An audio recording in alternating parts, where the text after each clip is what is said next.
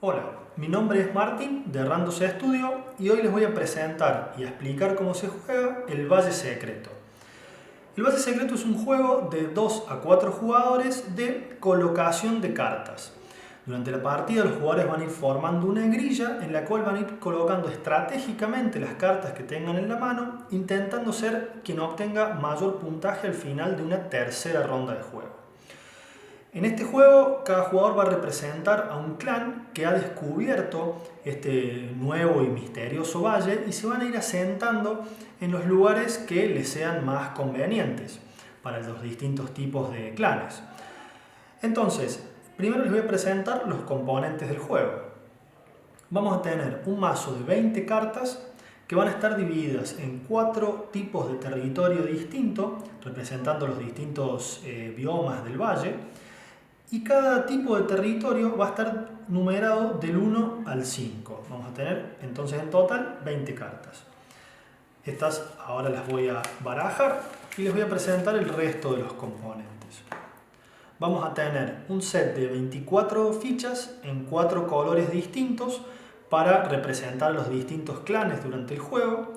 Un bloc de puntaje para ir anotando el puntaje de cada ronda y un manual de juego.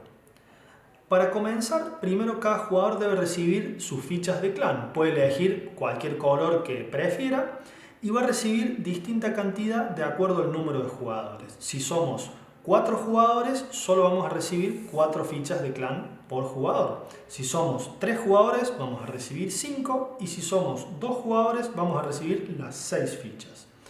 En este momento yo voy a simular una partida a 2 jugadores, así que voy a seleccionar 2 clanes con sus 6 fichas. Lo siguiente es que cada jugador va a recibir su mano de cartas. Esto se va a hacer al principio de cada ronda. Si es la primera vez que juegan al Valle Secreto, pueden repartirse las cartas y ya así nomás comenzar la ronda. Pero si no es la primera vez que juegan y quieren un juego un poquito más avanzado, les voy a explicar un paso extra que hay que hacer a la hora de preparar la mano de cartas. Primero, vamos a repartir también de acuerdo al número de jugadores una cierta cantidad de cartas del mazo. En una partida de 4 jugadores, cada jugador recibiría 5 cartas, pero en una partida de 3 jugadores recibirían 6 y en una de 2, como estamos haciendo ahora, recibirían 7. Entonces vamos a ponerle al otro jugador 7 cartas y el resto de cartas se pueden dejar apartadas porque no se van a utilizar durante esta ronda. Como dije, si es su primera partida, simplemente con esta mano de cartas comienzan a jugar. Si no, vamos a hacer un drafteo, que significa que cada jugador va a mirar en secreto la mano de cartas que le ha tocado, va a seleccionar una, se la va a quedar boca abajo frente a sí y le va a pasar las otras a quien esté a su derecha. Todos los jugadores van a ir haciendo lo mismo, este va a seleccionar esta carta y va a pasar, y este procedimiento se va a repetir hasta que al final a todos los jugadores les va a quedar sobre la mesa y boca abajo su mano de 7 cartas, que va a ser una mano que han seleccionado y premeditado para la ronda. Entonces, de esta forma podemos dar comienzo a la ronda de juego. Se va a seleccionar un jugador inicial, que en la primera ronda de juego va a ser quien haya visitado último algún nuevo lugar.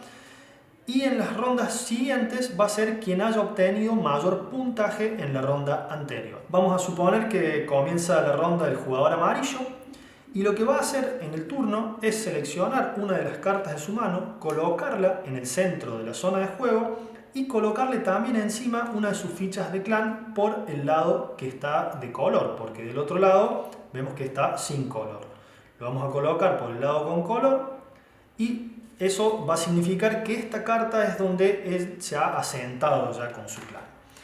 El próximo jugador, en sentido izquierda, hacia la izquierda, va a también hacer lo mismo, pero ahora todas las cartas que se coloquen de ahora en más van a tener que respetar unas ciertas reglas de colocación. Van a tener que estar compartiendo algún lado con alguna carta previamente colocada. No se pueden colocar las cartas en diagonal. Supongamos que la coloca ahí, también colocándole una de sus fichas de clan encima. Y la otra regla de colocación es que hay que tener en cuenta el tamaño máximo que va a poder tener nuestra área de juego, que esto también va a depender del número de jugadores. Para 2 jugadores vamos a tener una área de 12 cartas en una grilla de 4×3, que puede ser 4 de fila o 4 de columna. Eso se va a ir definiendo mientras vamos colocando cartas. Supongamos que en subsiguientes turnos el amarillo juega aquí, después el naranja juega acá. Yo por ahora voy poniendo cartas así. Y en este momento le toca nuevamente al amarillo y ya tiene la opción de decidir, porque si coloca una carta ya sea de este lado o de este lado, va a estar ya definida el área de juego, porque si dijimos que era un área de 12 cartas en 4×3, ya esta fila no se podría ampliar más para ningún lado. Entonces de esa manera se va a ir definiendo el área de juego. Se van a ir siguiendo esta colocación de cartas y en un momento va a quedar ya definida la grilla. Por ejemplo, en esta instancia todavía se pueden colocar cartas tanto por encima como por debajo. Entonces vamos a suponer que colocamos por encima, traer esto un poquito más acá, y en un momento ya van a haber colocado todos los jugadores todas sus fichas. Al final de la ronda siempre les va a sobrar una carta en la mano y estas se van a ir fuera de juego por el momento, se van a ir al mazo. En este momento, cuando la grilla queda completa, alcanzamos el final de la ronda y vamos a pasar a la etapa de puntuación. En esta etapa simplemente cada jugador va a ir dando vuelta las fichas de clan para recordar que esa carta ya la contabilizaron y va a ir contando uno a uno el puntaje que le otorgue cada carta. Y en este momento es muy importante de qué manera las colocamos, porque de acuerdo al efecto que cada carta tiene, nos va a dar distintos puntajes. Siempre las cartas van a hacer referencia a veces al número, a veces al terreno, y van a estar refiriéndose a las cartas que tengan alrededor, que por ejemplo incluyen las cartas en diagonal, o a veces solo las cartas que tengan adyacentes. A veces van a hacer referencia a fila, a veces van a hacer referencia a columna. Voy a darles algunos ejemplos como para ver un poquitito la puntuación, siendo que las puse así nomás. Por ejemplo, esta carta da 4 puntos si este terreno no se repite en la columna en la que se encuentre. O sea que estuvo bien colocada. Al dar la vuelta, el jugador naranja va a anotar en su bloc de puntuación, en el área de jugador naranja, en una de sus cartas ya 4 puntos. Por ejemplo, otros ejemplos que podemos ver puede ser esta carta, que va a dar 3 puntos por cada carta de igual o menor valor que se encuentre adyacente. Entonces vamos a chequear solo las cartas adyacentes, no contarían las diagonales, y vamos a ver que tanto esta como esta cuentan, pero esta ya no. Entonces esta carta le estaría otorgando 6 puntos. Y más o menos con ese criterio se manejan los puntajes de las distintas cartas. Al final de que los jugadores hayan contado ya el puntaje de sus 6 cartas, se va a tener un valor total para la ronda, se van a recolectar las fichas, se van a mezclar todas las cartas, incluidas las que quedaron fuera de la ronda, y se va a proceder a una segunda ronda de juego. El jugador inicial de la próxima ronda va a ser quien haya obtenido mayor puntaje en la ronda actual.